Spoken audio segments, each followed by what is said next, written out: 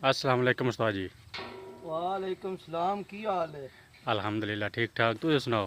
सेहत भी ठीक है ये आज चुगाठा दे आ गए हो? जी। बात है चुगाठा का काम शुरू हो गया साडा ठीक हो गए। जी। चुगाठा ला रहे हैं साल कर रहे हो? या साल का रहे हैं चुगाठा ने। ठीक हो गया। ते इधर देखने वाले अंदर सो ना बस साल कर रहे हैं। नेड़े लिया बखाओ किमें साल करी दी है, कितना फर्क होना चाहिए, किस तरह साल ठीक होंगी है।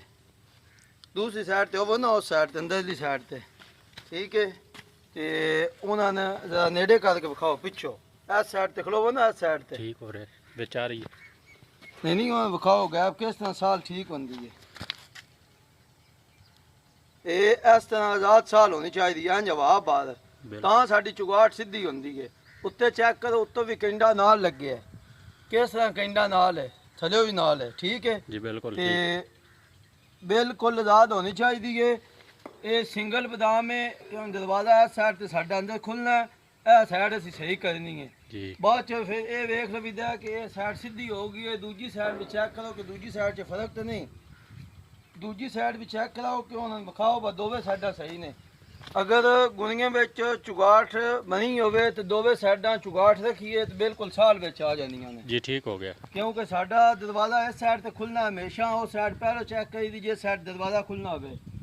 दूसरी गल ये कि दो चुगाठ असीं ला रहे हैं, सूत्र बन्ने हैं, ਇਹ बिल्कुल सूत्रे में सीढ़ियाँ ला रहे हैं। अक्सर बंदे लाते ने एक चुगाठ बाहर हो जाती है, एक अंदर हो जाती है, दोवे ला रहे हैं एक लैवल बेचने ते दोवे अगों बाहर सूत्रे बेचने। यह भी चेक कराओ साल में साड़ी वाह बार किस तरह फेर रही है, बिल्कुल एग्जैक्ट। उत्तों भी विखा दो कंडा नाल लगे है ताकि जेहड़ियां चुगाठां ने बिल्कुल लैवल विच होण तां जाके दरवाजे जेहड़े सही फिटिंग होंदी है। एवे ते पे सूत्रे सूत्रे नाल दोवे दे बाहरों मत्था जेहड़ा इक्को जिहा बराबर है। जी बेहतर हो गया। ते वेखने वाले साडे जेहड़े ने वो कमेंट करन, लाइक करन, शेयर करन वीडियो। जी बिल्कुल ज़रूर।